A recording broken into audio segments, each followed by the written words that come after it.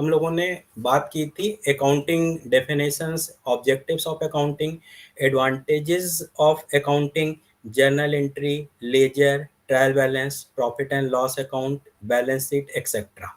और आज हम लोग यहाँ पे देखेंगे accounting conventions and concepts, accounting conventions and concept.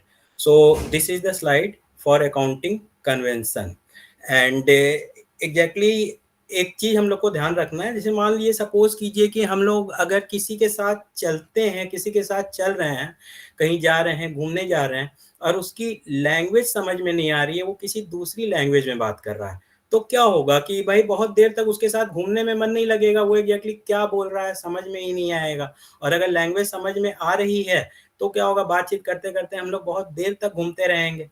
ठीक उसी तरीके से जब हम लोग बिजनेस की बात कर रहे हैं तो एग्जैक्टली क्या हो रहा है, बिजनेस के साथ चल रहे हैं ना, बहुत लंबे समय तक बिजनेस के साथ चलना है, लाइफ लॉन्ग हमें अपने बिजनेस के साथ चलना है। और अगर लाइफ लॉन्ग जिसके साथ चलना है उसकी लैंग्वेज ही समझ में नहीं आएगी तो फिर कैसे चल पाएंगे। तो एग्जैक्टली बिजनेस की लैंग्वेज समझना जरूरी है। और एग्जैक्टली बिजनेस की लैंग्वेज है क्या, अकाउंटिंग कंसेप्ट और कन्वेंशंस ही जो है ये एग्जैक्टली बिजनेस की लैंग्वेज है। या फिर ये कह सकते हैं कि अकाउंटिंग कंसेप्ट और कन्वेंशन जो है ये बिजनेस की ग्रामर है। जैसे किसी लैंग्वेज को अगर हमें बोलना होता है तो उसकी ग्रामर पता होनी चाहिए, बिना ग्रामर के हम लोग किसी लैंग्वेज को नहीं बोल सकते। ठीक उसी तरीके से अकाउंटिंग का कॉन्सेप्ट और कन्वेंशन जब पता हो जाता है तो हम लोग अकाउंटिंग की किसी भी बात को समझ सकते हैं, अकाउंटिंग की बुक में जो लिखा रहता है उसको समझ सकते हैं, या हमारे अकाउंटेंट ने जो लिखा है अकाउंट की बुक में, cash account, furniture account, ledger account, trial balance etcetera, सब में क्या लिखा गया है उसको आराम से समझ सकते हैं। तो इसको समझने के लिए यहाँ पे आज हम लोग देखेंगे अकाउंटिंग कन्वेंशंस एंड कंसेप्ट। तो firstly it is accounting convention. So, what is accounting convention? Accounting is based on uses and customs. Accounting is based on uses and custom. This is the first line. और exactly इसमें क्या बोला गया है accounting conventions में, आपसे ये बोला गया अकाउंटिंग की आपको 4 बेसिक कन्वेंशंस दी गई हैं: conservatism, disclosure, consistency and materiality. तो यहाँ पे आपको ये बोला जा रहा है कि ये जो 4 बेसिक कन्वेंशंस हैं, जब से अकाउंटिंग की प्रैक्टिस स्टार्ट हुई होगी इस वर्ल्ड में कहीं भी, तब से ये 4 बेसिक कन्वेंशंस चली आ रही हैं। एग्जैक्टली वेरी एंशिएंट टाइम से हम लोग किसी न किसी फॉर्म में हिसाब किताब लिखने का काम तो करते ही होंगे भाई, कुछ ना कुछ जो भी हुआ उसका एक हिसाब किताब लिखते होंगे। और जब से ये हिसाब किताब लिखने का सिस्टम या प्रथा स्टार्ट हुई है तब से ही ये कन्वेंशन चला आ रहा है। इसलिए इस पे हम लोग कोई प्रश्न नहीं कर सकते हैं, क्वेश्चन नहीं कर सकते हैं, बस समझ लेना है कि ऐसा ही होता है। जिस तरीके से मान लीजिए कुछ चीजें ऐसी होती है ना हमारे शास्त्रों में या हमारी लाइफ में, जिसपे हम लोग कोई क्वेश्चन नहीं करते हैं। जैसे कि ये बोला जाता है एल्डर्स के फीट को आपको छूना है, या किसी भगवान के टेंपल में जाना है तो वहां पे हाथ जोड़ना है, तो इसमें क्वेश्चन नहीं करते हैं कि भाई क्यों हाथ जोड़ना है, एल्डर का फीट क्यों छूना है। इस पे जिस तरीके से कोई क्वेश्चन नहीं कर सकते, उसी तरीके से हम लोग इन कन्वेंशंस 4 कन्वेंशन पे क्वेश्चन नहीं कर सकते हैं। और उससे बड़ी बात क्या है कि ये 4 कन्वेंशंस हमारी पर्सनल लाइफ से भी अटैच्ड है। अगर हम लोग अपनी पर्सनल लाइफ को देखेंगे तो वहां पे भी ये 4 कन्वेंशंस हमें देखने के लिए मिल जाएगी। तो ये जो कन्वेंशन है इसको एक्सप्लेन कर रहे हैं अपनी लाइफ, हम लोग अपनी लाइफ के एग्जांपल को भी उसमें मैच करते हुए। What is the first convention of accounting? First convention is conservatism. Conservatism, exactly what say conservatism? Conservatism provide for future losses but anticipate no profit.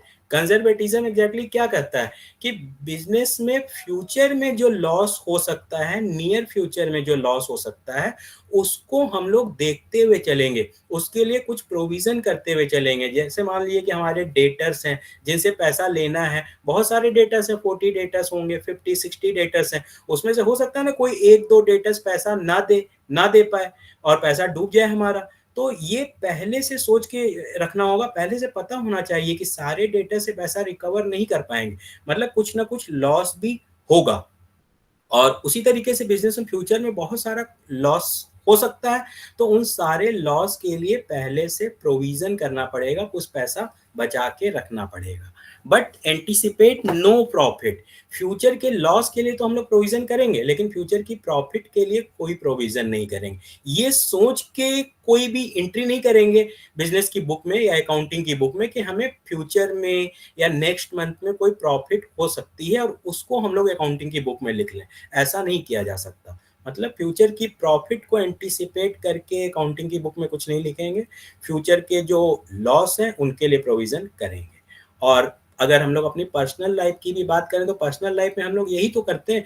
जो भी हम लोगों की इनकम होती है, मान लीजिए कोई 50,000 रुपीज पर मंथ अर्न कर रहा है, तो एग्जैक्टली क्या करता है कि भाई 10,000 और 15,000 वो सेविंग कर लेता है।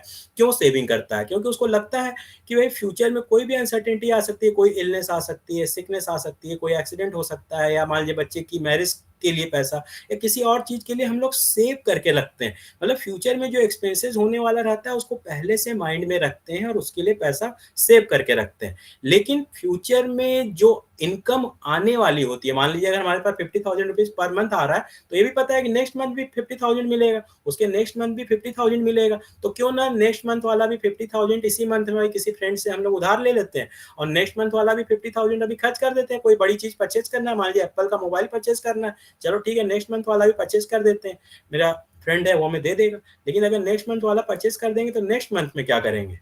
तो इसलिए फ्यूचर की इनकम को ध्यान में रख के जिस तरीके से प्रेजेंट में एक्सपेंसेस नहीं कर सकते हैं, उसी तरीके से बिजनेस की बुक में भी, अकाउंटिंग की बुक में फ्यूचर की इनकम को शो नहीं किया जा सकता है और फ्यूचर के ऑल एक्सपेक्टेड लॉसेस को शो करेंगे।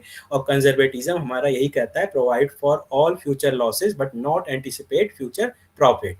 And the second convention is disclosure. Disclose all material information.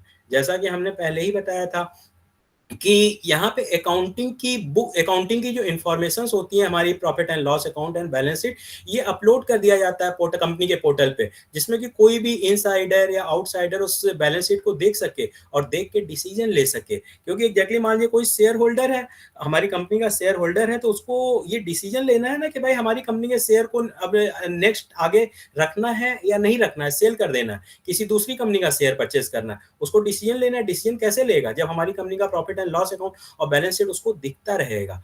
लेकिन मान के चलिए कि बैलेंस शीट और प्रॉफिट एंड लॉस अकाउंट तो दिख रहा है सारे आउटसाइडर्स को, लेकिन एग्जैक्टली हो क्या रहा है कि हम जो प्रॉफिट एंड लॉस अकाउंट और बैलेंस शीट में जो फैक्ट शो कर रहे हैं वो सही फैक्ट शो नहीं कर रहे हैं, उसको घुमा फिरा के शो कर रहे हैं, या फिर कुछ फैक्ट्स को हाइड कर रहे हैं, या कुछ फैक्ट को बढ़ा के शो कर रहे हैं, कुछ फिगर को घटा के शो कर रहे हैं। तो जब ऐसा शो करने से फायदा ही क्या है? फिर आप शो ही मत कीजिए। जब आप मान लीजिए अपने हिसाब से अरेंज करके आउटसाइडर्स को शो कर रहे हैं, तो आउटसाइडर को सही इंफॉर्मेशन पता कैसे चलेगी? आउटसाइडर कोई डिसीजन कैसे ले पाएगा आपकी बैलेंस शीट या पीएल अकाउंट के बेस पे?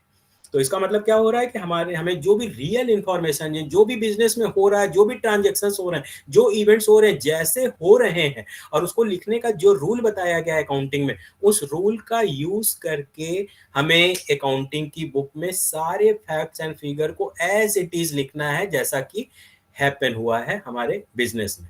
और अगर पर्सनल लाइफ से अगर इसको अटैच करने की कोशिश करें डिस्क्लोजर को, तो सोच के देखिए कि हम लोग कितने एंशियंट टाइम से हमारे एल्डर्स या फोरफादर्स यही तो बोलते हैं कि भाई ये सच बोलना है। सच क्यों बोलना है? क्यों? अगर भाई चांस सच बोलेंगे तभी तो लोग हमारे ऊपर विश्वास करेंगे। अगर मान लीजिए सच नहीं बोलेंगे तो सभी लोग समझ जाएंगे भाई इसकी बात का तो कोई भरोसा ही नहीं है, ये आज कुछ बोल रहा है कल कुछ और बोलेगा, या फिर बोल कुछ और रहा है लेकिन है इसके पास कुछ और।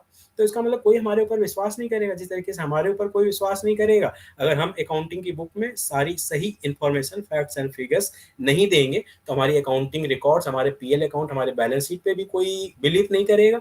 और धीरे धीरे जितने भी शेयर होल्डर्स हैं हमारे शेयर को सेल कर देंगे, दूसरी कंपनी का वो शेयर परचेज कर लेंगे, और हमारी कंपनी के पास फंड ही नहीं रह जाएगा बिजनेस करने के लिए। That's why this disclosure is also a very important convention of accounting. Disclose all material information. And the third convention is consistency. What is consistency? Continuance of accounting practices regularly. Continuance of accounting practices regularly. अब ध्यान से सोचिए, जो accounting practice use की जा रही है, मान लीजिए एक एग्जांपल लेते हैं, डिप्रिसिएशन। जब हमारी एसेट्स एक साल यूज कर लेते हैं तो थोड़ी सी डिप्रिसिएट हो जाती है, वो एसेट्स थोड़ी सी घिस जाती है। उसके लिए हम लोग अपनी एसेट्स पे 10% और 15% जो भी रूल है उस अकॉर्डिंग डिप्रिसिएशन चार्ज करते हैं। अगर 10,000 की हमारी कोई एसेट्स है तो नेक्स्ट ईयर में वो एसेट्स 9,000 की रह जाएगी, ठीक है।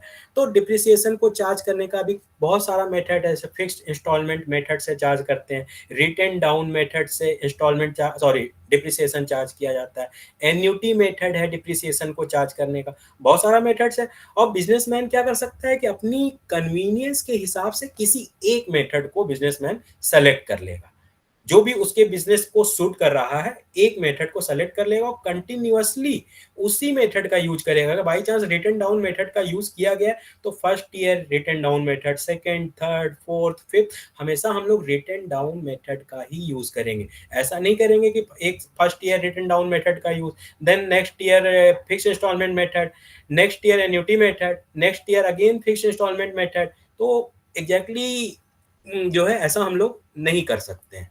और एक ही मेथड का यूज कर रहे हैं, इसका मतलब क्या है, अपने मेथड पे कंसिस्टेंट है।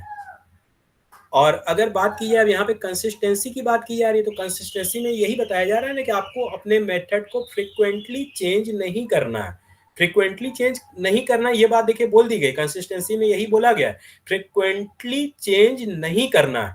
लेकिन फ्रिक्वेंटली चेंज नहीं करना इसका मतलब ये नहीं कि कभी चेंज नहीं करना है, कभी चेंज नहीं करना ऐसा नहीं है। ये हो सकता है कि भाई आपने 5 साल 10 साल अकाउंटिंग की अकाउंट अपने यहाँ अकाउंटिंग मेंटेन की, उसके 10 साल बाद अपने बिजनेस कर लिया, 10 साल के बाद आपको लग रहा है कि भाई एग्जैक्टली आप फिक्स इंस्टॉलमेंट मेथड का यूज कर रहे थे, लेकिन बाकी सारे जो भी आपके कंपिटिटर्स हैं या रिलेटिंग फर्म है, वो लोग तो रिटन डाउन मेथड का यूज कर रही हैं इसी तरीके के बिजनेस में। तो क्या हम इस मेथड का यूज अगर आगे से हमेशा के लिए हम रिटन डाउन मेथड को ही सेलेक्ट कर लें अपने लिए, तो क्या मेरे बिजनेस का जो डिस्क्लोजर है वो और ज्यादा अच्छा हो सकता है। तो आपको ये फील हुआ तो आप कर सकते हैं। आप क्या किए, 10 ईयर्स के बाद रिटन डाउन मेथड पे शिफ्ट हो गए। लेकिन हाँ, अगर एक बार आप रिटन डाउन मेथड पे शिफ्ट हो गए तो फिर आपको काफी सोच के शिफ्ट होना है, ये नहीं कि मन किया और शिफ्ट हो गए। काफी सोचने समझने के बाद आप शिफ्ट हो गए नेक्स्ट मेथड पे। और अगर शिफ्ट हो गए इतना सोचने समझने के बाद, तो फिर आपको लॉन्ग टर्म तक वही रिटन डाउन मेथड का यूज करते रहना है। फिर आप किसी दूसरे मेथड पे शिफ्ट नहीं हो सकते। कहने का मतलब लॉन्ग टाइम तक एक ही प्रैक्टिस को अडॉप्ट करना है। लॉन्ग टाइम तक जब हम लोग एक ही प्रैक्टिस को अडॉप्ट करेंगे तो उसका बेनिफिट क्या मिलेगा, हम लोग खुद अपने लास्ट ईयर के फाइनेंशियल स्टेटमेंट को करंट ईयर के फाइनेंशियल स्टेटमेंट से कंपेयर करके देख सकते हैं। और अगर बार बार मेथड चेंज करेंगे तो ये कंपेरिजन जो है पॉसिबल नहीं हो पाएगा। हम लोग अपने यहाँ के फाइनेंशियल स्टेटमेंट को किसी दूसरी सिमिलर कंपनी के फाइनेंशियल स्टेटमेंट से कंपेयर करके देख सकते हैं। और उस कंपेयर करके देखने के लिए कंसिस्टेंसी बहुत ज्यादा जरूरी है। तो कंसिस्टेंसी का सिंपल सा मतलब यही हुआ कि जो प्रैक्टिस यूज कर रहे हैं उसको फ्रिक्वेंटली चेंज नहीं कर सकते, लॉन्ग टाइम तक उसको यूज करेंगे। हाँ, कभी बहुत लंबे समय के बाद अगर लगता है कि हमेशा के लिए किसी दूसरे मेथड पे शिफ्ट हो जाना चाहते हैं तो उस कंडीशन में हम लोग शिफ्ट हो जाएंगे।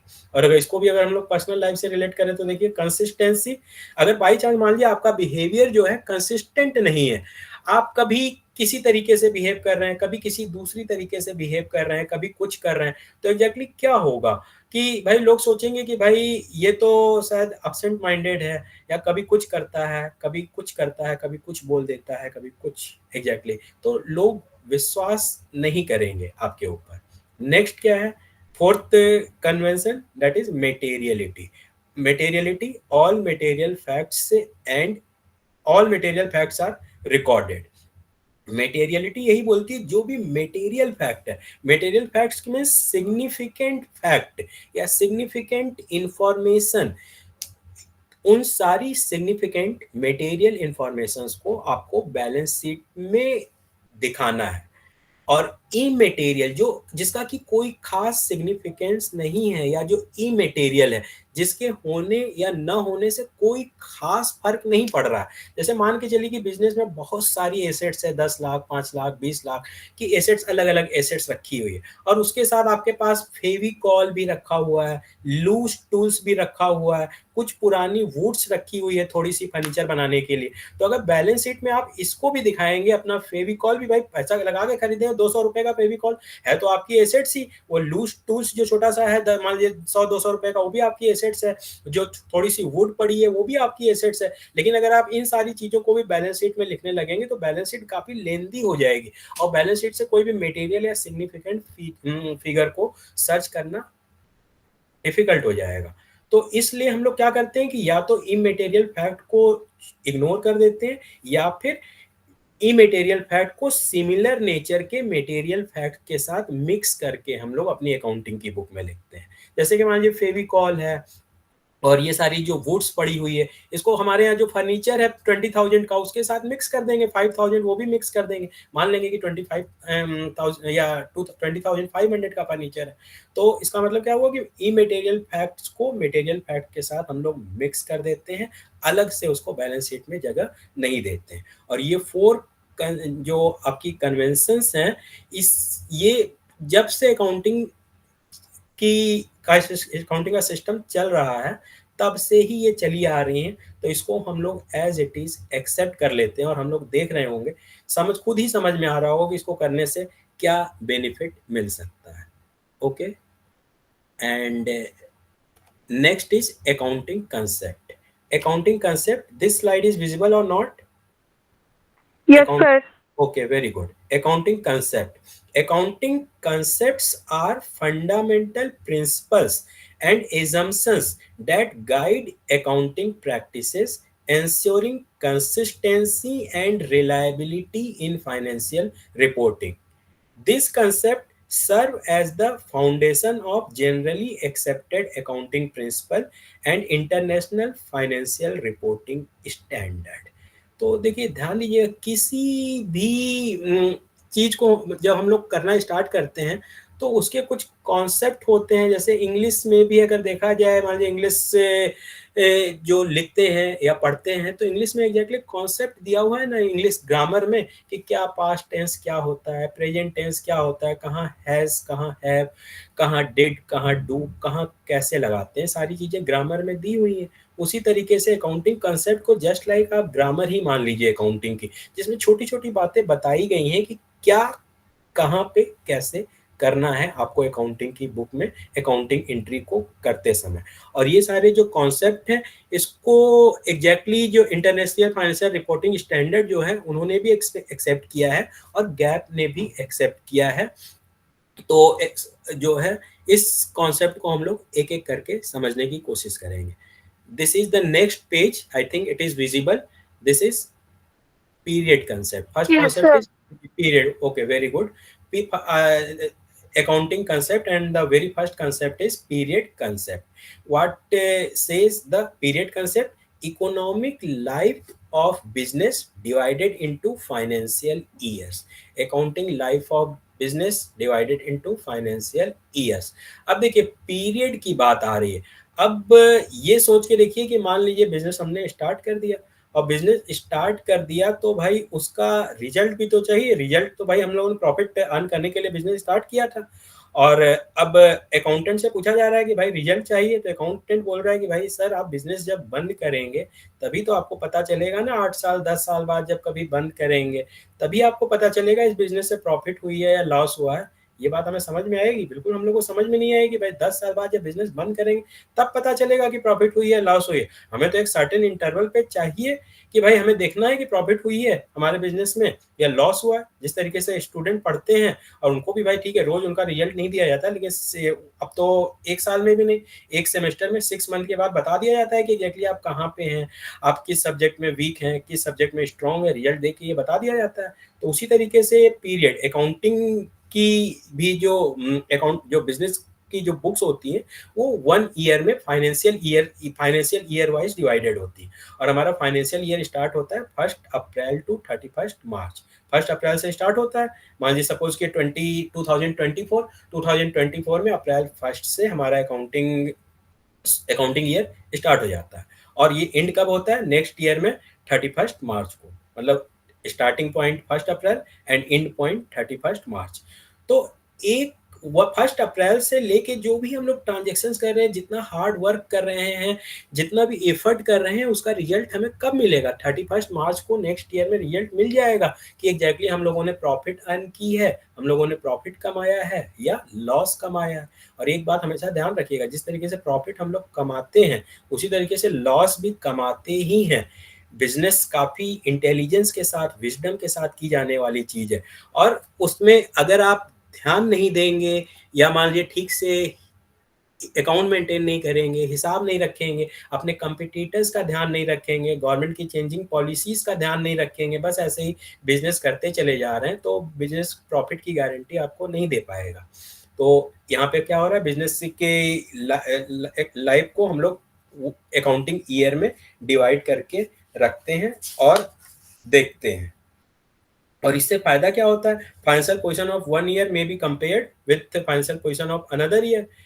अब सपोज कि ये 2022 में जो प्रॉफिट हुई थी, मान लीजिए 10% प्रॉफिट हुई थी, या मान लीजिए 1 लाख प्रॉफिट हुई थी, और 2023 में प्रॉफिट हो रही है 1,20,000।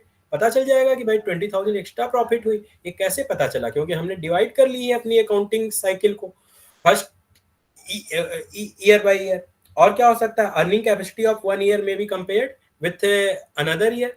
मतलब एक साल मान लीजिए हमने कैपिटल अपनी इन्वेस्ट की है 1 लाख रुपीज, और सॉरी 10 लाख रुपीज, और अर्निंग हमारी 1 लाख रुपीज थी, तो 10% अर्निंग हुई। और नेक्स्ट ईयर 1,20,000 की अर्निंग हुई। इसका मतलब नेक्स्ट ईयर कितनी अर्निंग हो रही है? 12% अर्निंग हो रही है। तो माइंड में अच्छा लगेगा ना, समझ में आएगा ना कि भाई कुछ इन हमारा बिजनेस जो है वो इम्प्रूव हो रहा है। और अगर बिजनेस इंप्रूव हो रहा है तो ये देखेंगे कि भाई क्या ऐसा हमने किया जिससे 2% प्रॉफिट इंक्रीज हो गई।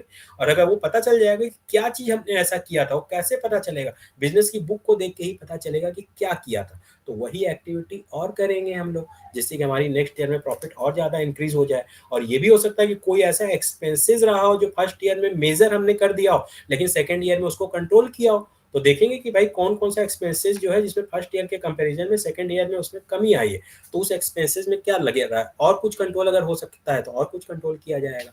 और ठीक है, next concept is dual concept. Dual concept is also known as double entry concept. Dual concept is also known as double entry concept. This concept says both aspect of transactions to be recorded. देखिए, every transaction has two aspect, one aspect is debit and the other aspect is credit. जैसे कि हम लोग देखिए, सभी लोग जब भी अकाउंटिंग का नाम जो नहीं भी सुना होगा ना, ज्यादातर लोग डेबिट और क्रेडिट का नाम सुने होते हैं। कुछ डेबिट या क्रेडिट होता है अकाउंटिंग में। तो डेबिट या क्रेडिट होता है, मतलब इसका मतलब है कि हर ट्रांजेक्शन्स में ट्रांजेक्शन का जो एक एस्पेक्ट होता है डेबिट और दूसरा एस्पेक्ट होता है क्रेडिट। मतलब अगर कुछ आता है, देखिए नॉर्मल लाइफ में भी अगर हम लोग देखते हैं तो कुछ आता है तो कुछ जाता भी जरूर है। बिना कुछ जाए हमारे पास से कुछ आता नहीं है। मार्केट से अगर एक पेंसिल परचेज करके लाएंगे तो 10 रुपीज का नोट हमारे पास से जाएगा भी। अगर मान लीजिए सपोज कीजिए कि मोहन को हम लोग गुड्स सेंड करेंगे, तो गुड्स सेल करेंगे, तो एग्जैक्टली एंट्री क्या होगी?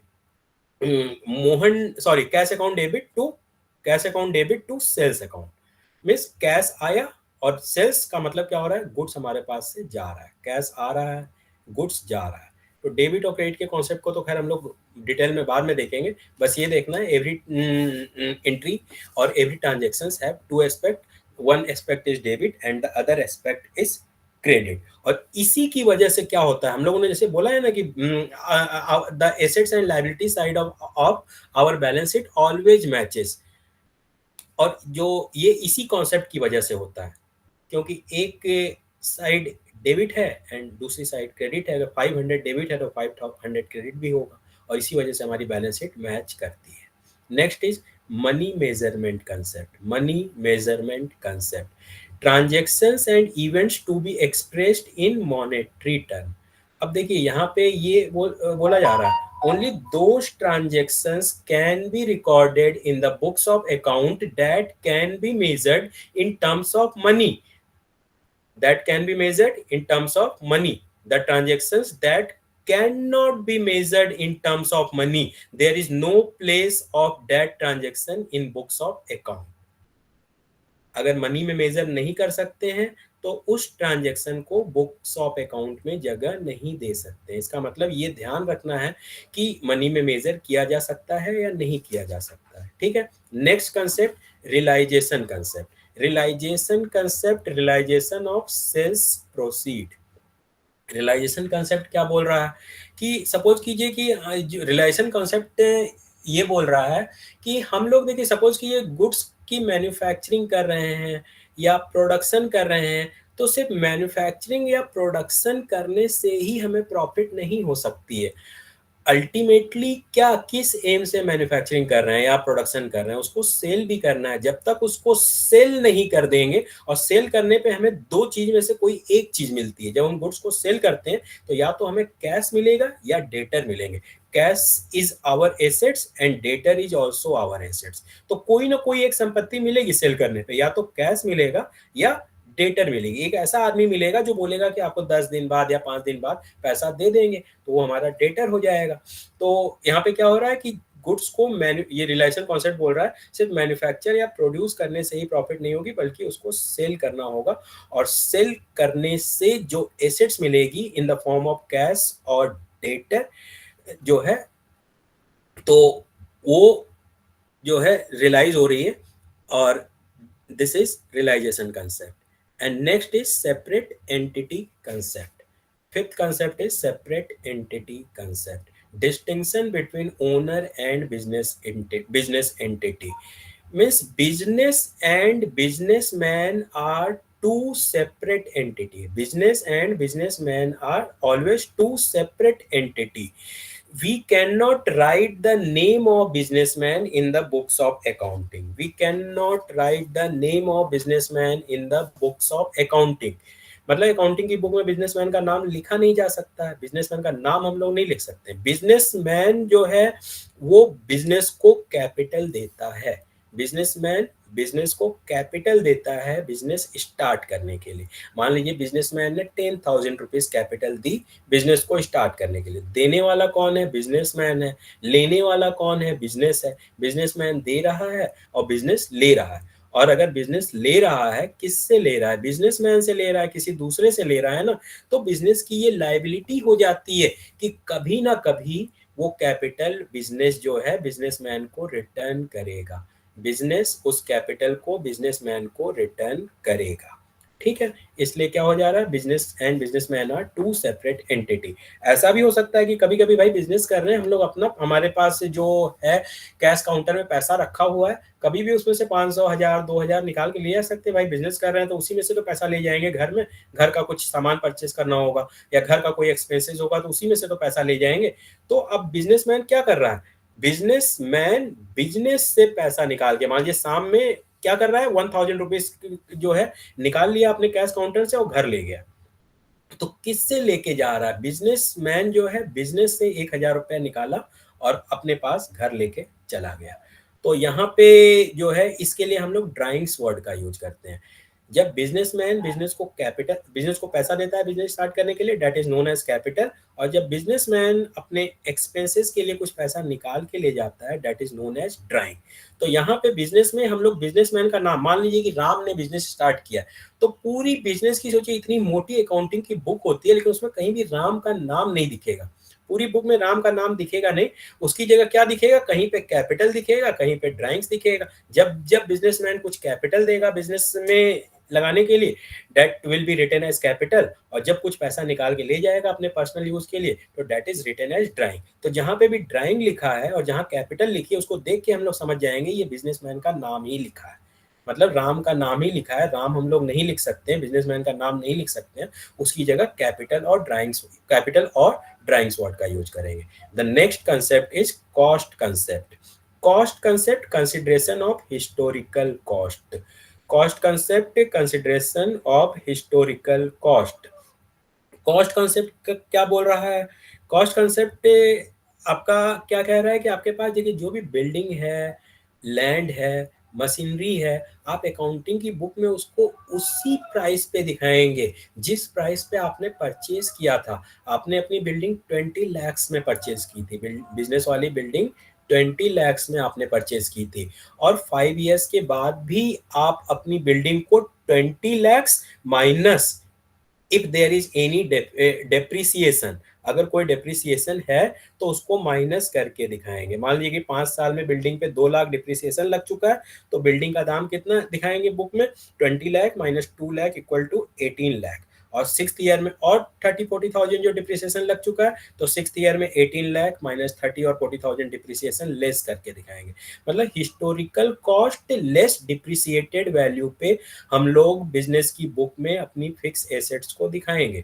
अब मान लीजिए किसी सपोज कीजिए कि बिजनेसमैन के माइंड में क्या आया कि भाई बिल्डिंग तो हमने 10 साल पहले या 5 साल पहले 20 लाख की परचेज की थी और आज की डेट में तो बिल्कुल उसी तरीके की बिल्डिंग बगल वाला जो हमारा जो भी नेबर है वो 50 लाख में सेल आउट करके चला गया। एग्जैक्ट वैसी ही बिल्डिंग थी, बल्कि मेरी बिल्डिंग से थोड़ी जो है वीक ही थी उसकी बिल्डिंग, और वो 50 लाख में सेल करके चला गया। इसका मतलब तो मेरी बिल्डिंग भी 50 लाख की हो चुकी है, तो हम अपनी बुक में 50 लाख लिख दें अपनी बिल्डिंग का की वैल्यू, क्यों ना लिखें जब उसकी वैल्यू 50 लाख है तो। लेकिन एग्जैक्टली अकाउंटिंग इसको करने से मना करता है। अकाउंटिंग क्यों मना करता है? क्योंकि यही वाला जो आपका कन्वेंशन था, कंजर्वेटिज्म। कंजर्वेटिज्म क्या बोल रहा है कि जब तक कोई प्रॉफिट आपको रियल में ना हो जाए, आपको एंटीसिपेट नहीं करना है। आपको ये एंटीसिपेट नहीं करना है कि बिल्डिंग 50 लाख की है। ये तब पता चलेगा कि वो बिल्डिंग 50 लाख की है जिस दिन रियली आप उस बिल्डिंग को सेल आउट कर देंगे। आप इस एंटीसिपेशन में कि आपकी बिल्डिंग 50 लाख की हो चुकी है, आप अपनी अकाउंटिंग की बुक में 50 लाख नहीं लिख सकते हैं, क्योंकि वो प्रॉफिट अभी रियलाइज नहीं हुई है। रियलाइजेशन कंसेप्ट भी जो है इसको मना करता है। रियलाइजेशन कंसेप्ट ये बोलता है कि जब तक आप सेल नहीं कर देते हैं तब तक कोई भी प्रॉफिट रियलाइज नहीं हो सकती है। ठीक है, तो सारी एसेट्स को हम लोग उनकी हिस्टोरिकल कॉस्ट पे दिखाएंगे, शो करेंगे जिस कॉस्ट पे परचेज किया गया है। ठीक है, देखिए कॉस्ट कंसेप्ट तो देखिए वास्तव में यहीं तक था। और यहाँ पे देखिए ये दो तरीके की एसेट्स होती है, इसको हम लोग बाद में डिटेल में देखेंगे। Fix assets and current assets. Fix assets and current assets. और जो ये हमारा कॉस्ट कंसेप्ट है, ये फिक्स एसेट्स के लिए बनाया गया है। कॉस्ट कॉन्सेप्ट कौन से एसेट्स के लिए बनाया गया? फिक्स एसेट्स के लिए बनाया गया। ये जो बात बोली जा रही है कि आप अपनी बिल्डिंग को या अपनी एसेट्स को हिस्टोरिकल प्राइस पे, कॉस्ट प्राइस पे दिखाएंगे, ये फिक्स एसेट्स के लिए बोला जा रहा है। करेंट एसेट्स के लिए ये रूल अप्लाई नहीं होगा। क्या रूल अप्लाई होगा इसको बाद में बताया जा सकता है, लेकिन अभी आप एक लाइन देख लीजिए करेंट एसेट्स के लिए। करेंट एसेट्स क्या क्या करेंट एसेट होती है? जैसे कि आपका डेटर्स हो गया, कैश हो गया, बैंक हो गया, स्टॉक हो गया। तो करेंट एसेट्स, मान लीजिए स्टॉक की ही अगर बात करते हैं, तो करेंट एसेट्स को हम लोग कौन सी प्राइस पे दिखाते हैं अपनी बुक में? या तो जिस प्राइस पे परचेज किया गया है, या जो मार्केट प्राइस है, मतलब प्राइस ऑफ परचेज, और we can say cost price और market price, whichever is lower.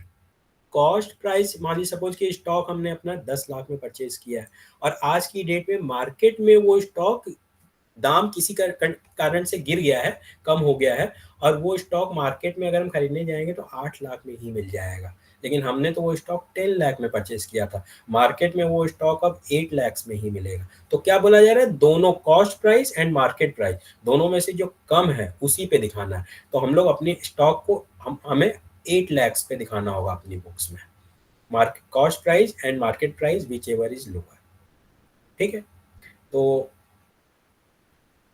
आपका स्टॉक जो है या कोई भी करेंट एसेट्स कौन सी प्राइस पे शो होगी? कॉस्ट प्राइस और market price whichever is lower. ठीक है, next, going concern concept. Going concern concept, going concern concept identify, sorry, indefinite life period of business, indefinite life period of business।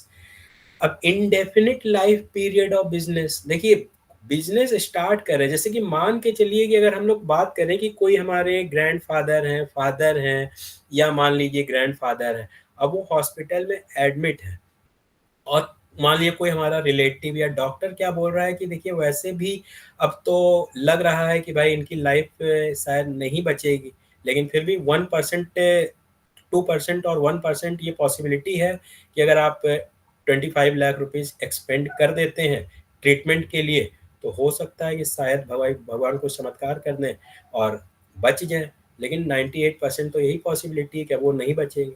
तो देखिए ज़्यादातर जो भी है भाई अच्छे बच्चे हैं वो क्या बोलेंगे कि भाई 2% तो पॉसिबिलिटी है ना कि शायद वो बच जाएँ, और अगर वास्तव में आपके पास पैसा है तो आप जो भी 20 लाख 25 लाख डॉक्टर बता रहा है उसको दे के आप ट्रीटमेंट करवाएँगे, बोलेंगे डॉक्टर से ठीक है आप इलाज कीजिए, अगर बचते हैं या नहीं बचते हैं बाद में देखा जाएगा। उसी तरीके से गोइंग कंसर्न कांसेप्ट एग्जैक्टली क्या बोल रहा है कि आज की मान लीजिए आप 10 साल से बिज़नेस कर रहे हैं, उसके बाद फिर 10th ईयर में कुछ ऐसा हो गया, अब आपके माइंड में ये आ गया कि नहीं अब ये बिज़नेस हम आगे कंटिन्यू नहीं करेंगे, अब इस बिज़नेस को बंद करना है। तो ये सिर्फ बिज़नेसमैन मान सकता है कि इस बिज़नेस को बंद करना है, लेकिन अकाउंटेंट को क्या बताया गया है? अकाउंटेंट को ये मानने के लिए बताया गया है कि there is indefinite life period of the business. Business का की जो लाइफ है वो इनडेफिनिट है। उसको अपने बिज़नेस की बुक में लास्ट एंट्री जो सबसे लास्ट एंट्री बिज़नेस बंद करते टाइम पे जो लास्ट एंट्री करनी है वो लास्ट एंट्री भी ये मान के करना है कि बिज़नेस हमेशा चलता रहेगा। लास्ट एंट्री भी यही मान के करेंगे कि बिज़नेस हमेशा चलता रहेगा। ठीक है? तो अब देखिए इससे फ़ायदा क्या हो रहा है गोइंग कंसर्न कांसेप्ट में? भाई लास्ट एंट्री भी अब तो बंद ही करना है, उसके बाद फिर क्या ये सब कर रहे हैं कि लास्ट एंट्री भी ये मान के कर रहे हैं, पता है बिजनेस बंद करना है फिर भी लास्ट एंट्री में सोच रहे हैं कि बिजनेस तो कंटिन्यू रहेगा। इससे फायदा एग्जैक्टली क्या क्या हो रहा है?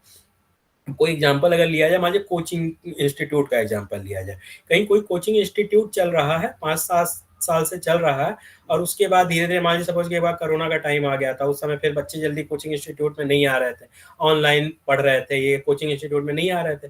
अब कोचिंग इंस्टीट्यूट की जो कंडीशन है वो काफ़ी वीक हो गए, उन्होंने को लगा कि अब जो है ये इंस्टीट्यूट बंद कर देना चाहिए। तो जब बंद कर देना चाहिए उसके माइंड में आ ही गया, तो क्या मान लीजिए 2-4-5 बच्चे जो मान लीजिए कोई एक बच्चा था मोहन नाम का जो स्टूडेंट था, उसने फीस दी, सर ये 500 आपकी फीस थी बाकी है इसको ले लीजिए। अब मोहन क्या कर रहे हैं कि भाई ठीक है चलो 500 दे, अब तो बिजनेस बंद ही करना है, कहाँ लिखेंगे, उसको पॉकेट में रख लिया मोहन और उसको घर ले गया कि भाई अब तो बिजनेस बंद ही हो रहा है, अब क्या बुक में लिखेंगे। लेकिन एग्जैक्टली इसका बेनिफिट क्या क्या है? देखिए बहुत सारी चीजें होती हैं। सबसे पहली चीज तो ये हम लोग को पता है कि गवर्नमेंट को टैक्स लेना है, और गवर्नमेंट को टैक्स एग्जैक्ट जो नेट प्रॉफिट या नेट प्रॉफिट हुई है एग्जैक्ट नेट प्रॉफिट वाले अमाउंट पे ही गवर्नमेंट को टैक्स लेना है। और लास्ट के 1 मंथ में हमने ये सोच के सारी एंट्री बिजनेस में नहीं की कि भाई अब तो बिजनेस बंद होने वाला है, तो गवर्नमेंट को पता कैसे चलेगा कि लास्ट मोमेंट तक उस बिजनेस ने कितनी प्रॉफिट अर्न की, और बिजनेस बंद करते टाइम गवर्नमेंट को कितना टैक्स लेना है, उसको कितना टैक्स कलेक्ट करना है। और उसके बाद फिर और हम लोग के लिए पर्सनल हम लोग के लिए क्या फायदा होगा? ये भी तो हो सकता है कि बाद में भाई ठीक है कोचिंग इंस्टीट्यूट बंद कर लिया है, फिर बाद में कभी 1-2 साल बाद जब कंडीशन ठीक हुई, फिर हमने कोई इंस्टीट्यूट खोलने के लिए सोचा, ओपन कर इंस्टीट्यूट स्टार्ट करने के लिए सोचा, तो उस समय क्या होगा कि अगर मान लीजिए पुराना सारा रिकॉर्ड अकाउंटिंग रिकॉर्ड ही एग्जैक्टली ये बताता है कि पुराना बिजनेस कहाँ से कैसे स्टार्ट हुआ था, कैसे कैसे वो ग्रो किया, कैसे फिर जो है धीरे धीरे वो डिक्लाइन करना स्टार्ट किया, वो हमारा अकाउंटिंग रिकॉर्ड ही बताता है। तो उस अकाउंटिंग रिकॉर्ड को देख के हम समझ सकते हैं, कुछ एनालाइज कर सकते हैं कि क्या-क्या ऐसा हो गया था उस बिज़नेस में जिसकी वज़ह से हमें उस बिज़नेस को बंद कर देना पड़ा था, उस इंस्टीट्यूट को बंद कर देना पड़ा था। तो अब नेक्स्ट जब हम लोग फिर से ऐसा कर रहे हैं तो वो सारी गलती हमसे ना होने पाए। ये सारी अगर अकाउंटिंग बुक्स लास्ट मोमेंट तक मेंटेन है तो ये बेनिफिट हम लोग को मिल सकता है। अगर पर्सनल लाइफ में भी देखा जाए तो क्या है, मान लीजिए किसी-किसी की हैबिट होती है कि भाई जो भी एक्सपेंसेस कर रहा है उसको किसी डायरी में वो नोट कर ले रहा है। तो सोच के देखिए खाली एक्सपेंसेस को डायरी में नोट कर लेने से कितना बेनिफिट मिल रहा है। एक तो आपका जो है आपका एक्सपेंसेस कंट्रोल हो रहा है। मान के चलिए कि अभी आपकी सैलरी 50,000 रुपीज़ है और 15 डेज़ ही अभी बीता है, 30,000 रुपीज़ आपका खर्च हो गया 50,000 रुपए में। तो मतलब 15 दिन में ही 30,000 रुपया खर्च हो गया, बाकी 15 दिन आपको 20,000 रुपए में चलाना है, तो माइंड में आएगा ना कि अभी 30,000 रुपया खर्च हो गया, चलो 15 डेज़ थोड़ा-सा हम लोग जो है हिसाब से चलेंगे कि अभी वो पैसा उतना दिन हमारा चल जाए, और कहीं पे एक्सपेंसेस का हिसाब ही नहीं रहता, तो ये पता कैसे चलता? एक्सपेंसेस की डायरी में बहुत सारी चीज़ें ऐसी होती हैं, जब भी हम लोग कभी उस डायरी को देखेंगे, तो हम लोग के को कोई कुछ हेड्स दिखते हैं, उससे पुरानी मेमोरी जो है कभी-कभी रिक्रिएट होती है कि भाई उस डेट को हमने ये परचेज़ किया था, मतलब ये वाला सेलिब्रेशन किया था, ये सारी चीज़ें। और नेक्स्ट कंसेप्ट क्या है? Accounting equivalence concept. Accounting equivalence concept, assets equal to equity. Firstly हम लोग यही देखेंगे, एसेट्स इक्वल टू इक्विटी। देखिए एसेट्स इक्वल टू इक्विटी यहाँ पे हम लोग बोले, या पहले हम लोग ये बोल सकते हैं एसेट्स इक्वल टू कैपिटल। जो भी हमारी एसेट्स होती है वो हमारी कैपिटल के बराबर होती है। एसेट्स कहाँ से परचेज करते हैं? कैपिटल में। जो हमारे पास जितनी कैपिटल है उतनी ही तो एसेट्स परचेज करेंगे। 10 लाख रुपीस कैपिटल है तो 10 लाख रुपीस की ही हमारे पास एसेट्स होगी, उससे ज़्यादा तो एसेट्स हो नहीं सकती। इसलिए एसेट्स क्या होती है? Assets is always equal to capital. Sole proprietorship के लिए यही कॉन्सेप्ट है। सोल प्रोप्राइटरशिप इंडिविजुअल बिजनेसमैन के लिए assets is always equal to capital. लेकिन आज की डेट में सिर्फ सोल प्रोप्राइटरशिप या इंडिविजुअल बिजनेस तो चल नहीं रहा है, बल्कि कंपनी फॉर्म, कॉर्पोरेट फॉर्म में भी बिजनेस चल रहा है। और कॉर्पोरेट फॉर्म में क्या होता है एग्जैक्टली? कैपिटल को किस चीज का नाम हम लोग देते हैं? इक्विटी। कैपिटल को इक्विटी का नाम देते हैं। तो यहाँ पे क्या हो जाएगा ये concept? Assets is always equal to equity capital. Assets is always equal to equity capital. और अगर मान लीजिए अब इससे एक स्टेप और आगे हम लोग बढ़े, उसके आगे लिखा है इक्विटी प्लस लाइबिलिटी। तो आज की डेट में देखिए, जो भी देखिए बिजनेस हम लोग कर रहे हैं, कोई जरूरी नहीं कि अपने पैसे पे ही बिजनेस करें। कुछ पैसा 10 लाख रुपीस अपना है और 10 लाख रुपीस बाहर के लोगों से ले लिए। मान लीजिए किसी बैंक से लोन ले लिए या कहीं दूसरी जगह से किसी फाइनेंशियल इंस्टीट्यूशन से लोन ले लिए। 10 लाख रुपीस की इक्विटी है, 10 लाख रुपीस की लाइबिलिटी, आउटसाइड लाइबिलिटी है जो लोन हमने लिया है। तो अब एसेट्स कहाँ से परचेज कर सकते हैं? जो लोन का पैसा लिया है उससे भी एसेट्स परचेज कर सकते हैं। जो हमारे पास इक्विटी शेयर कैपिटल है उससे भी एसेट्स परचेज कर सकते हैं। तो यहाँ पे क्या हो जा रहा है ये equation? Assets is always equal to equity plus liability. In the company form of business, the value of our total assets is always equal to our equity plus total inside and outside liability. Accounting equivalence, the name of this concept is accounting equivalence. यही balance करने का काम कर रहा है। मान के चलिए कि एक स्केल है, एक तराजू है, जिसपे एक साइड एसेट्स रखा हुआ है और एक साइड लाइबिलिटीज रखा हुआ है। कभी भी ऐसा नहीं हो सकता। ये एक ऐसा स्केल है जो दोनों साइड हमेशा बराबर रहेगा। जैसे ही आप कोई एक एसेट्स रखिए, एक एसेट्स अगर एक साइड आप रखेंगे, तुरंत लाइबिलिटी साइड वाला भी जो है उतना ही नीचे चला जाएगा। मतलब और इसी की वजह से क्या होती है? बैलेंस शीट हमारी हमेशा इक्वल होती है। Asset side and liability side is always equal. And next concept is verifiable objective evidence concept. Verifiable objective evidence concept. Verification with voucher and documents. अब सोचिए यहाँ पे क्या हो रहा है? अकाउंटेंट को अकाउंटिंग की बुक में एंट्री करना है। क्या जो बिजनेसमैन बोला कि भाई यहाँ पे राम से पैसा लेना है, उसकी एंट्री आप कर लीजिए। मोहन को गुड सेल किया गया, उसकी एंट्री कर लीजिए। ये अभी एक जो है हमारे घनश्याम, इनको सैलरी हमने दिया, उसकी एंट्री कर ली। ऐसे अकाउंटेंट थोड़ी एंट्री कर लेगा बिजनेसमैन के कहने पे, क्योंकि बिजनेसमैन तो अलग है, बिजनेस अलग है, बिजनेसमैन अलग है। बिजनेसमैन के कहने से कोई एंट्री करेगा क्या अकाउंटेंट अकाउंटिंग की बुक में? अकाउंटेंट को जब उस पर्टिकुलर परचेज और सेल का वाउचर दिया जाएगा या रिसिप्ट दी जाएगी, उस रिसिप्ट या वाउचर के बेस पे ही कोई एंट्री करेगा। बिजनेसमैन बोल रहा है कि भाई उनको सैलरी दी गई है, तो उस सैलरी की अकाउंटेंट बोलेगा स्लिप दीजिए। और अगर बिजनेसमैन स्लिप नहीं दे पाएगा तो अकाउंटेंट उस एंट्री को, उस ट्रांजैक्शन को अकाउंटिंग की बुक में नहीं लिख सकता है।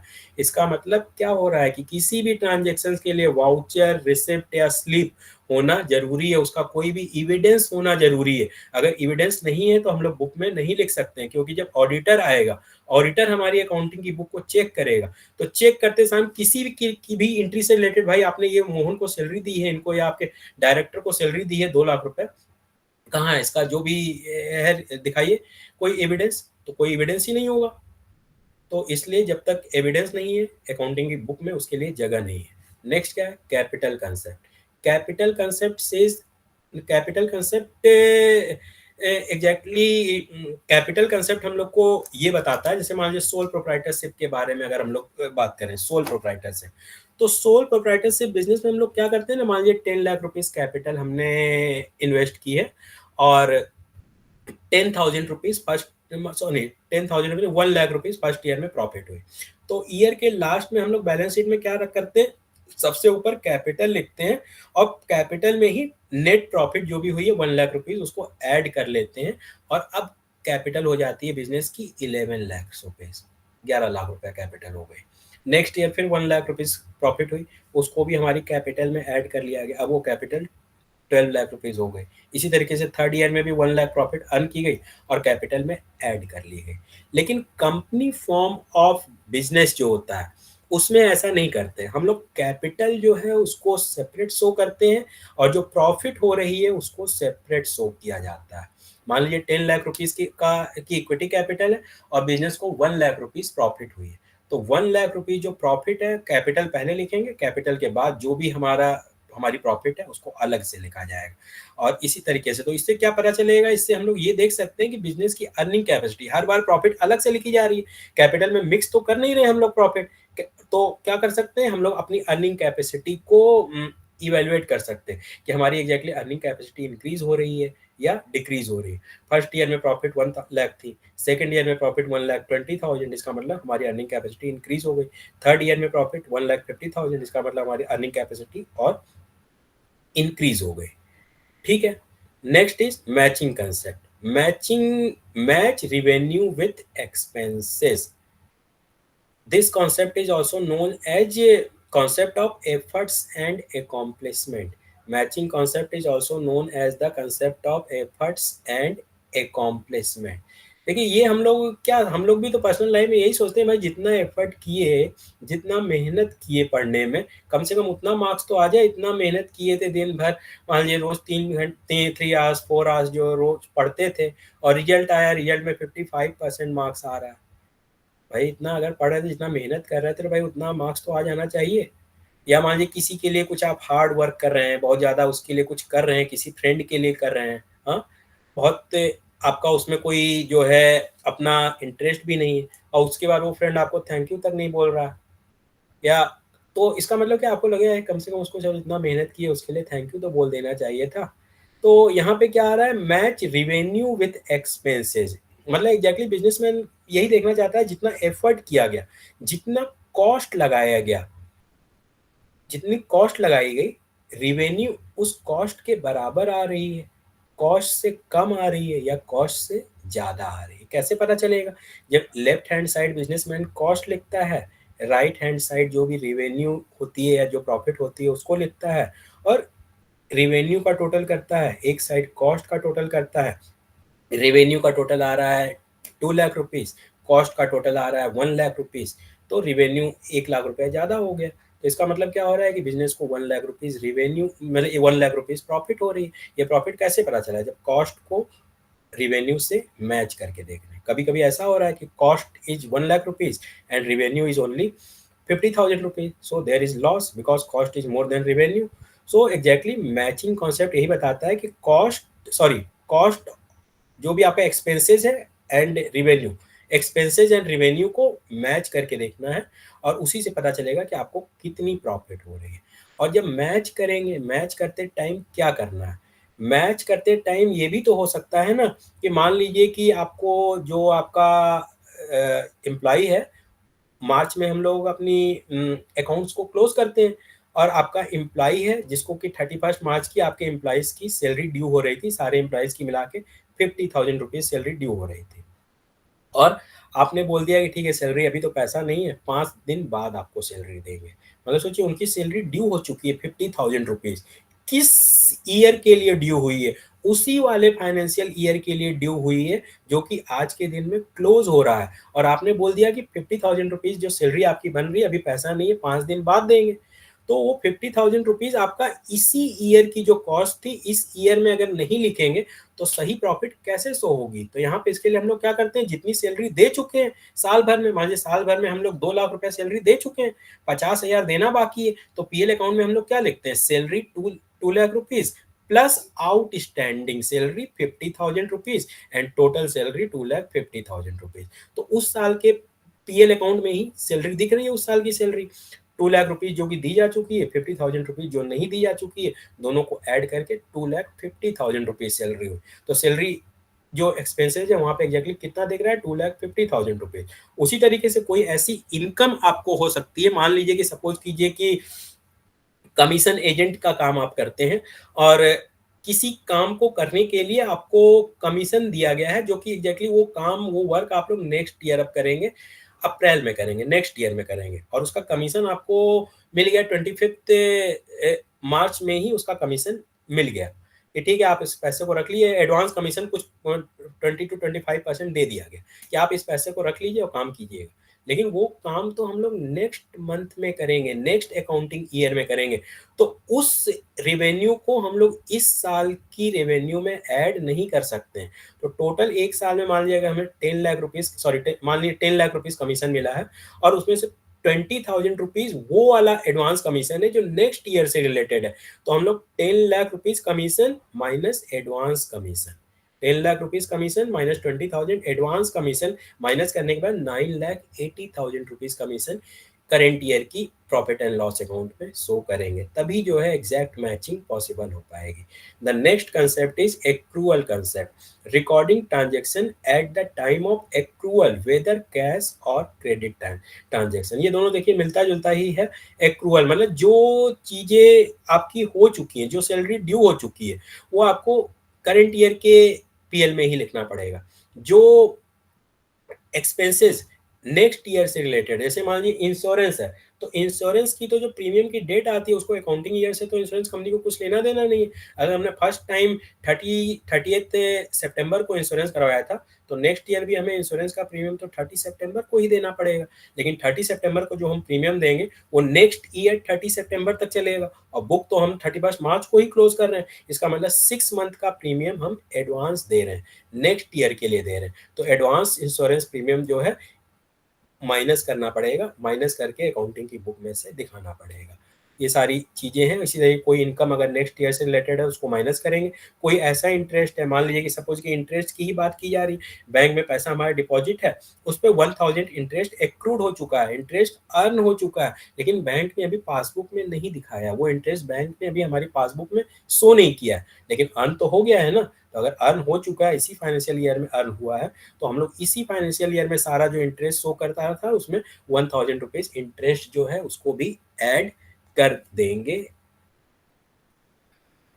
और यहाँ पे एक स्लाइड हम लोग और देख लेते हैं। यहाँ पे ये भी काफी इंपॉर्टेंट स्लाइड है।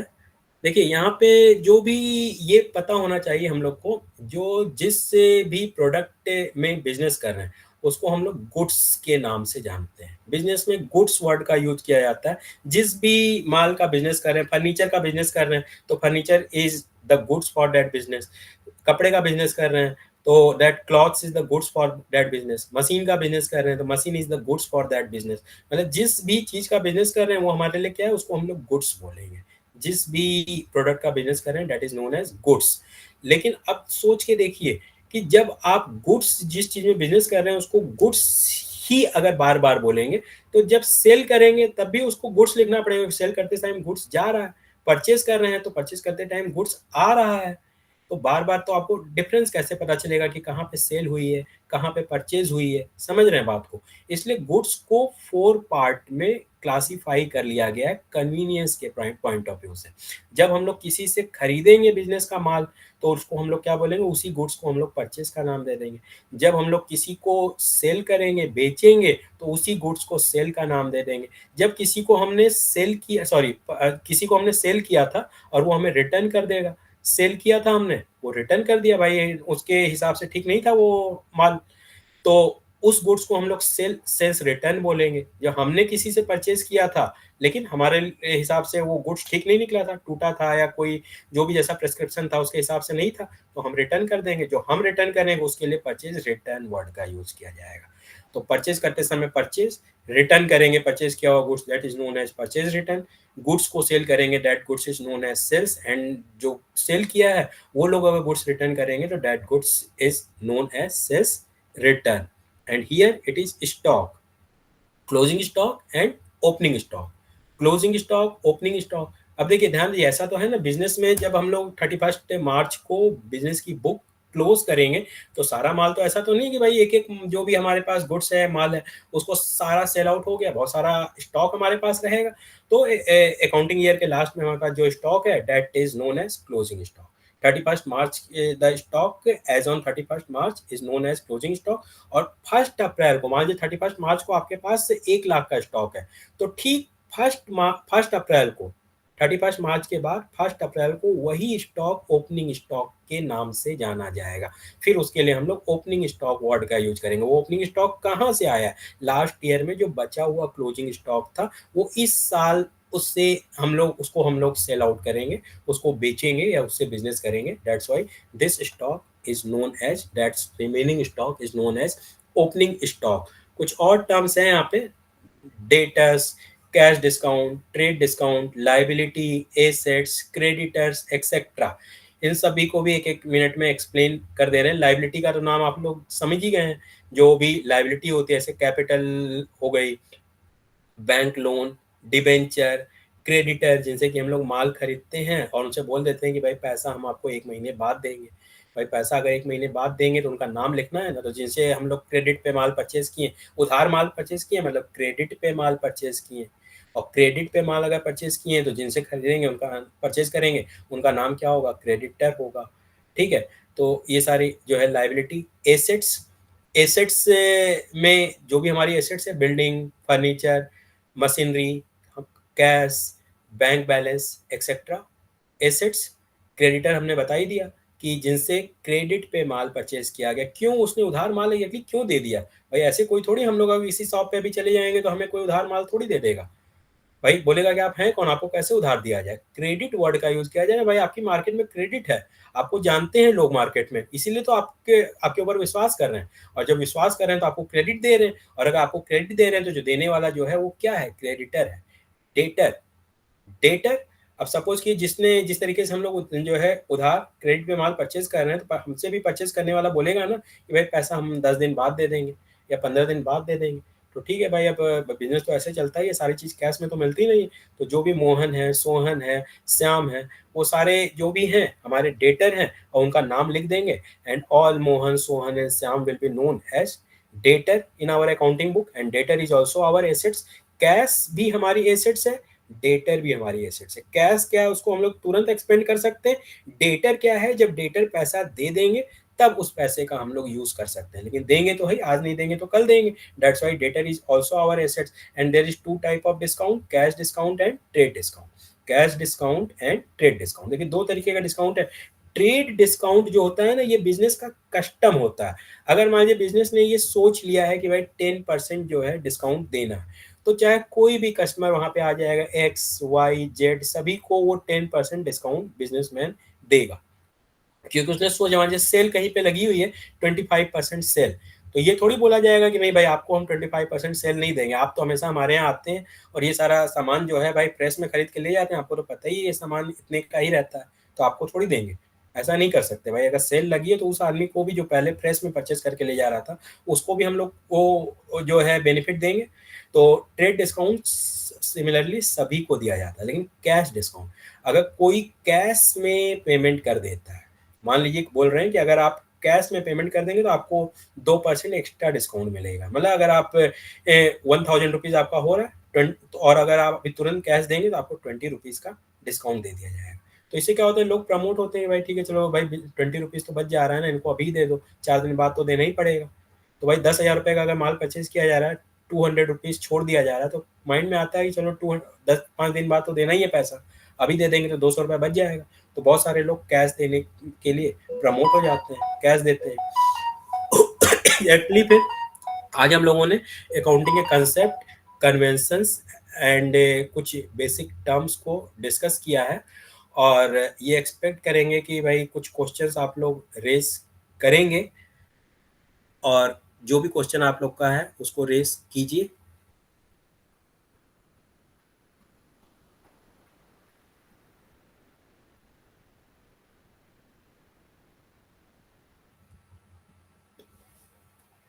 दिव्यांशी, ऐश्वर्या, गरिमा, तारा यादव, दर्शिता, क्वेश्चन आप लोग रेस कीजिए। और क्वेश्चन रेस करने के लिए पढ़ना पड़ेगा।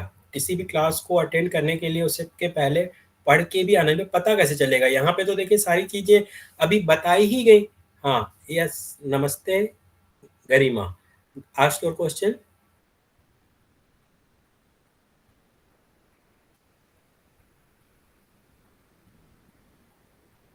गरिमा, anyone kindly ask question if you have some questions.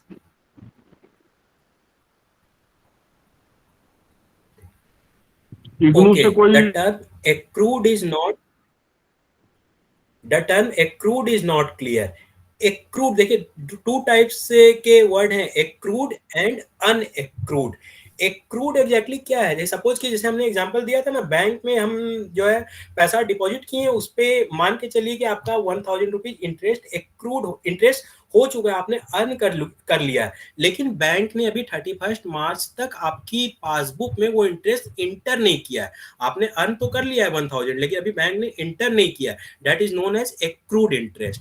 And unaccrued का एग्जांपल क्या है कि सपोज कीजिए कि आप कमीशन एजेंट का काम कर रहे हैं और आपको कमीशन नेक्स्ट ईयर में जो आप काम करने वाले हैं उसका कुछ एडवांस कमीशन आपको मिल गया है। तो एडवांस कमीशन आपको मिल गया है, तो इसका मतलब आपने क्या किया, वो कमीशन अभी अर्न नहीं किया है। दैट इज अनअर्न्ड और अनएक्रूड। अनअर्न्ड और अनएक्रूड, जिसको आपने कमाया नहीं है लेकिन वो आपको मिल गया है। ओके, और कोई क्वेश्चन? किसी डॉक्टर अनुज जी, किसी ने लाइबिलिटीज के बारे में पूछा है कि एक बार पुनः बता दें लाइबिलिटीज। हाँ, लाइबिलिटीज के बारे में। ओके सर, लाइबिलिटीज के बारे में हम लोग देख रहे हैं। देखिए, दो बैलेंस शीट का दो ही पार्ट होता है, एसेट्स एंड लाइबिलिटी। अगर हम लोग ध्यान से देख लें, ये एसेट्स जो है हमारी संपत्ति होती है, और लाइबिलिटीज जो होता है वो हिंदी में इसको हम लोग दायित्व बोलेंगे। और जैसा कि हमने पहले बताया, बिजनेस एंड बिजनेसमैन दो सेपरेट एंटिटी हैं। बिजनेस क्या कर रहा है? बिजनेसमैन को पैसा दे रहा है बिजनेस करने के लिए। तो बिजनेस की ये लाइबिलिटी है कि वो पैसा, वो कैपिटल बिजनेसमैन को रिटर्न करेगा। तो वो जो कैपिटल है बिजनेस की लाइबिलिटी है। कभी कभी बिजनेस आउटसाइडर से भी पैसा लेता है, बैंक से लोन लेता है। तो जब हम लोग बैंक से लोन लेते हैं तो ये हमारी लाइबिलिटी हो गई ना, ये हमारा दायित्व तो हो गया ना कि उस दायित्व को हम लोग कभी रिटर्न करेंगे। उसी तरीके से मान लीजिए किसी से हमने क्रेडिट पे, उधार पे माल परचेज किया है, तो उधार पे माल परचेज कर लिया, तो ये हमारा दायित्व है या हमारी लाइबिलिटी है कि भाई जब उधार पे दिया है उसने, तो 10 दिन 15 दिन बाद जो भी उसने समय दिया है उसके बाद हम पैसा उसका वापस करेंगे ना। तो these all are known as liability. Garima ji, Sneha ji, Divya ji, कोई प्रश्न हो तो बताएं, नहीं तो फिर कोई भी अब देखिए यहीं क्वेश्चन पर अगर आप काउंसलिंग लोग हम नहीं लोग पूछेंगे समाप्त करें। तो फिर क्वेश्चन तो जो भी है आपके पूछिए डाउट्स और क्लियर पढ़ नहीं के आइए। होंगे। Dual, one question is dual concept not understood. Okay, Garima ji, dual आप concept. अपने को unmute, Garima ji thank you, आप अपने को अनम्यूट करिए, बोलिए। Dual, नमस्ते सर। नमस्ते। हाँ नमस्ते गरिमा जी, बताएं। सर हमें एक बात बतानी थी। ये जो YouTube पे वीडियो अपलोड हुआ है, जो लेक्चर, ये हाँ। काउंसलिंग सेशंस के, तो उसमें 7 अक्टूबर वाला वीडियो अपलोड नहीं हुआ है सर। उसकी उस वाले डेट पे नेक्स्ट डेट अपलोड हो गया है। फिर से बोलिए। 7 अक्टूबर इस मंडे का जो सेशन था सर, अभी सारे वीडियो देखिए, रिकॉर्डिंग होने के बाद उसको हम लोग देखते हैं, देखने के बाद उसके प्रोसेस होते हैं, उसमें समय लगता है। अब जैसे आज का ही वीडियो है, 1-2 दिन 3 दिन लग जाएगा जो है, तो ये आपको सारा वीडियो जो है 1 हफ्ते 4-5 दिन बाद, दशहरे के बाद आपको सब मिल जाएंगे जो। जी सर। अभी एक एक करके हम लोग कर रहे हैं उसको। जी सर। ठीक है, जी सर। जितनी काउंसलिंग हुई है, जितनी काउंसलिंग हुई सबका वीडियोज आपको मिलेगा। जी sir. Okay, Shubham Mandal has asked dual concept. Dual concept not understood. Dual concept क्या है, इसको एक बार हम लोग फिर से देख लेते हैं। Dual concept means every transaction has two aspect. One aspect is debit and the other aspect is credit. अगर देखिए ये होता है ना कि कोई भी चीज अगर आती है तो उसके बदले में कोई एक चीज जाती भी है। तो इसलिए इसी वजह से किसी भी ट्रांजेक्शन्स के 2 एस्पेक्ट होते हैं, एक डेबिट होता है और दूसरा क्रेडिट होता है। अगर हम लोग 500 डेबिट करेंगे तो 500 क्रेडिट भी करना ही पड़ेगा। और यही ड्यूअल एस्पेक्ट कॉन्सेप्ट है जिसकी वजह से हमारी बैलेंस शीट मैच हो जाती है। लायबिलिटी साइड एंड आपका एसेट साइड जो है हमेशा इक्वल आता है। और कोई क्वेश्चन?